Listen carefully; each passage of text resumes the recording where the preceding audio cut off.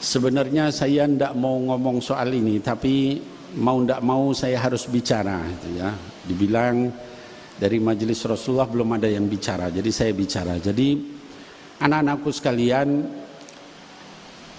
ada seorang ulama besar yang hidup lebih kurang sekitar 1000 tahun yang lalu, yaitu Al-Imam Ahmad bin Isa, atau dikenal dengan Al-Imam Ahmad Al-Muhajir, atau dikenal dengan Al-Muhajir ilallah. Beliau itu lahir sekitar tahun 260 atau 265 Hijrah dan wafat sekitar tahun 345 Hijrah. Kalau sekarang 1445 berarti sudah lebih dari 1000 tahun yang lalu.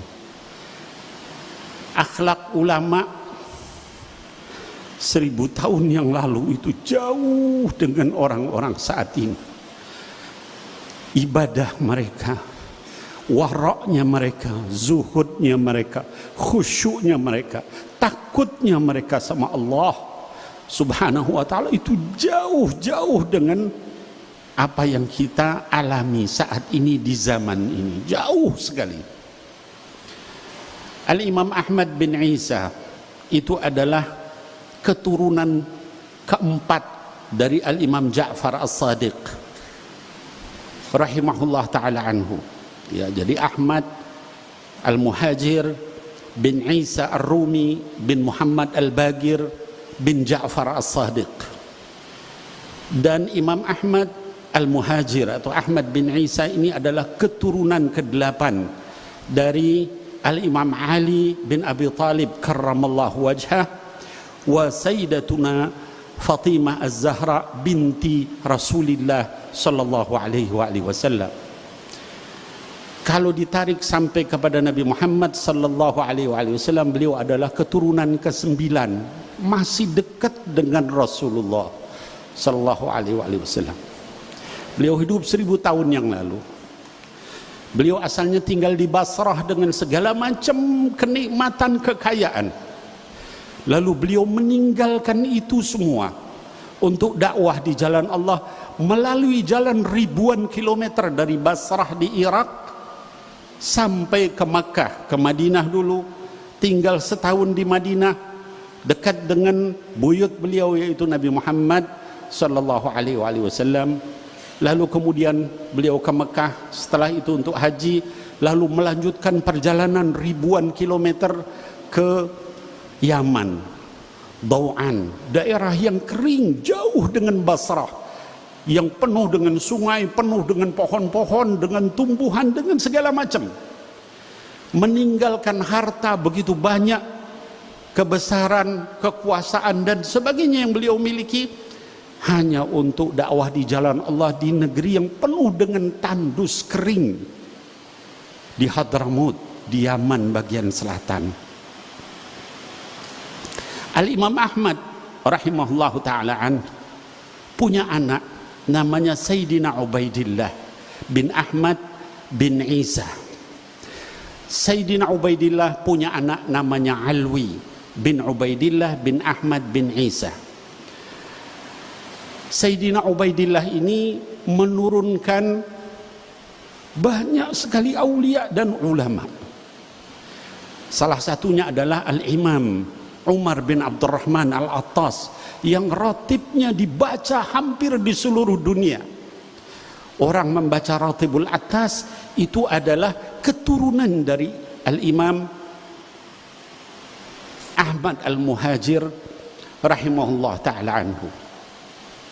Kemudian juga ada Al-Imam Abdullah bin Alawi Al-Haddad yang kitabnya Nasaihud Diniyah wal Wasaya Imaniyah, Adab Suluk Al-Murid dipelajari di seluruh pesantren, bukan hanya di Indonesia, sampai ke berbagai negara. Ulama-ulama besar. Kemudian dari para ulama-ulama besar ini, nasabnya diakui oleh juga ulama-ulama besar.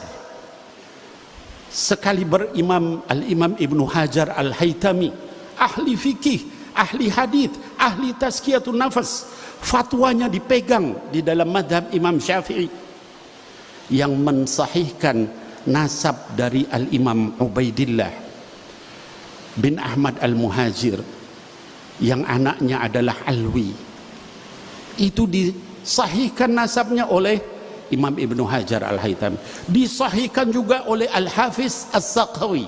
Al-Hafiz As-Sakhawi ini adalah ahli hadis. Kalau kita di sekarang orang dibilang hafiz hadis, paling hafiz berapa hadis?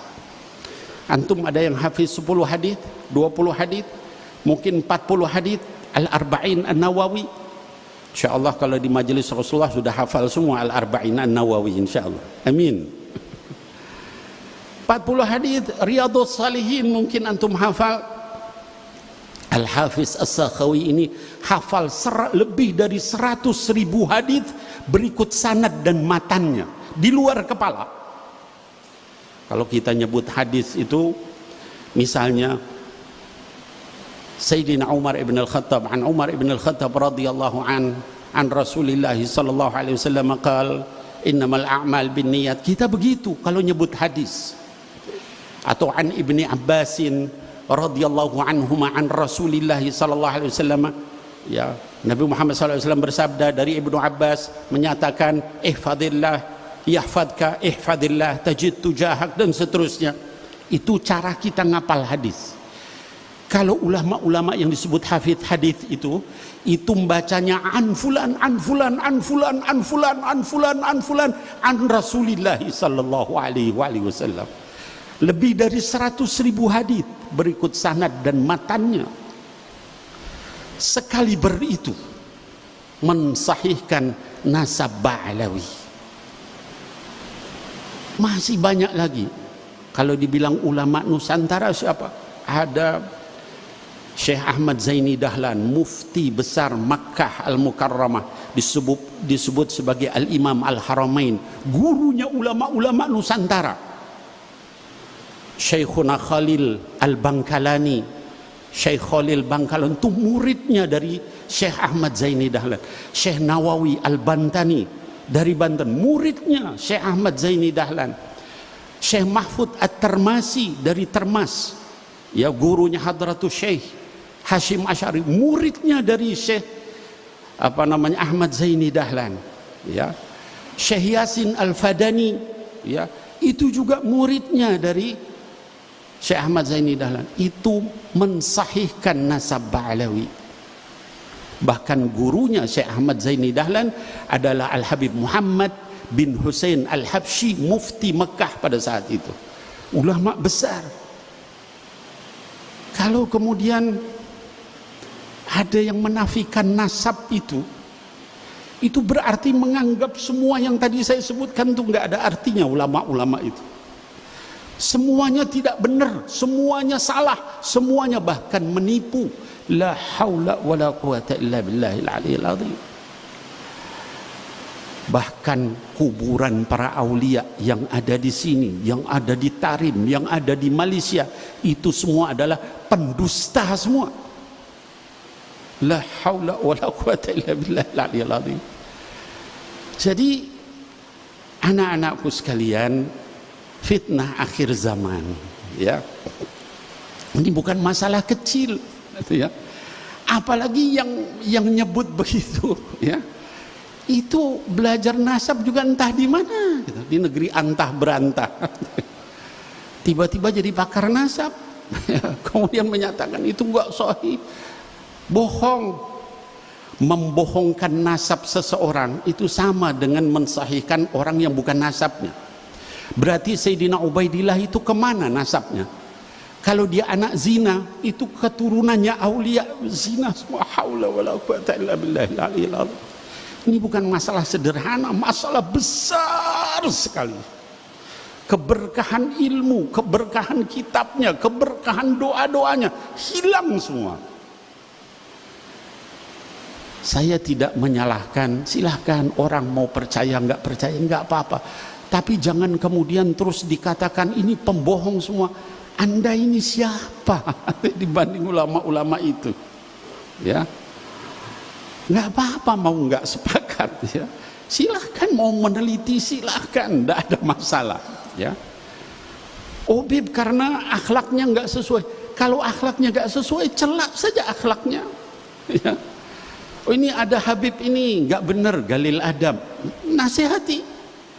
Nggak mau tegur, nggak mau marahi. Kalau perlu penjarain.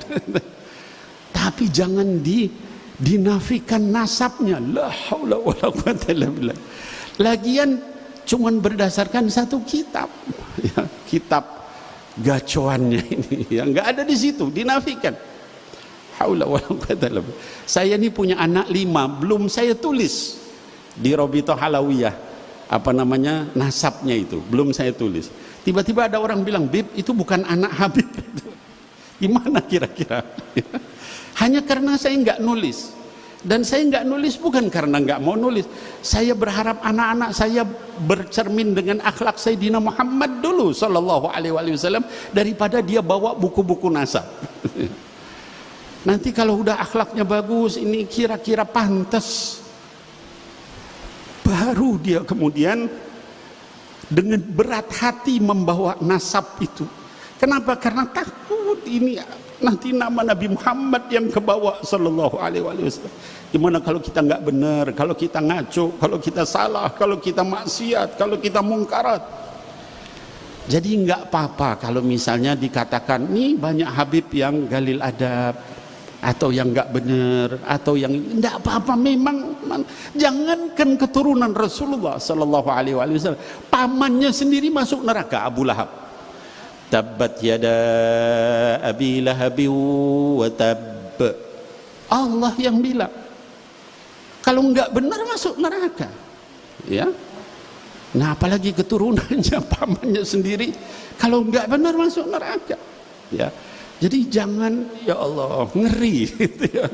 Dunia saat ini nih la haula wala quwwata illa billah, ya. Nah, anak-anakku sekalian, hadirin wal hadirat, kami di majelis Rasulullah ini seringkali orang bilang, Bib, itu kan masalah kecil, biarin. Masalah ini bukan masalah kecil, ya.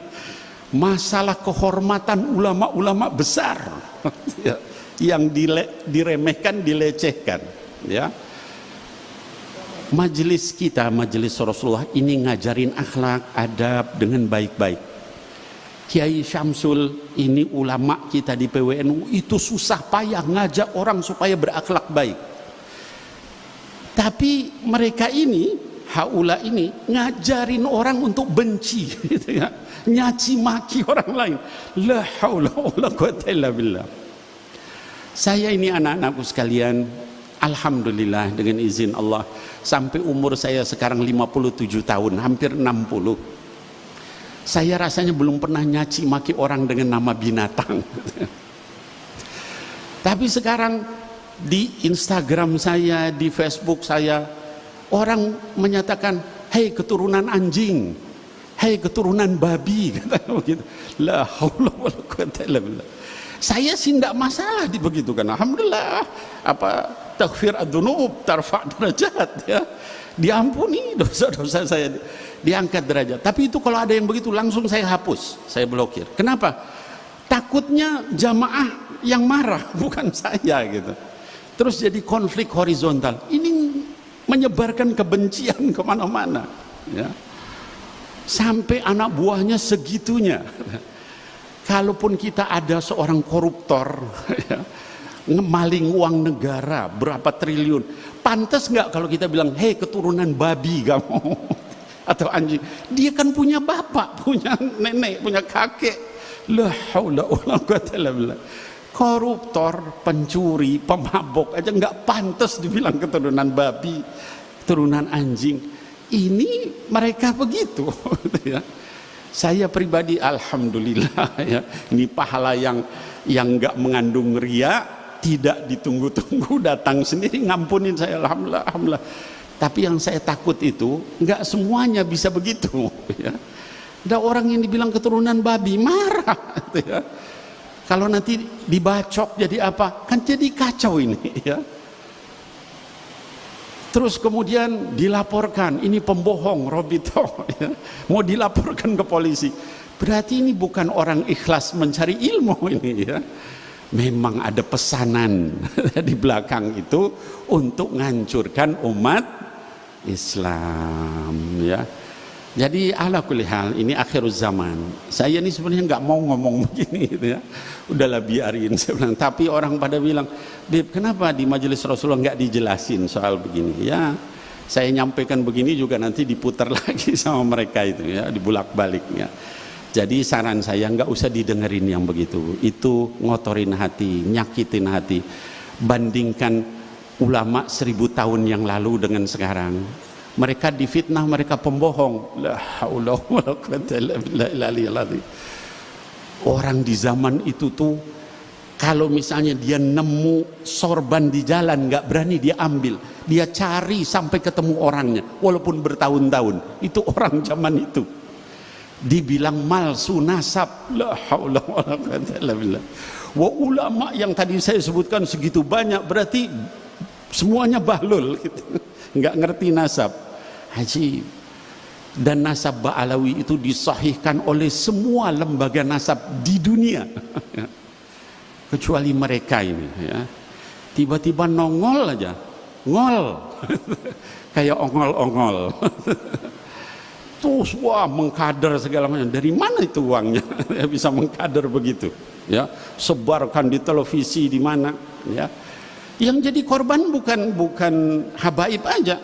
Ini Kiai Syamsul jadi korban juga beliau ya. Bahkan Rois Am PBNU Kiai Miftahul Akhyar dicaci maki sama mereka ya. Kemudian juga Gus Yahya ketum PBNU dicaci maki, ganti katanya ya.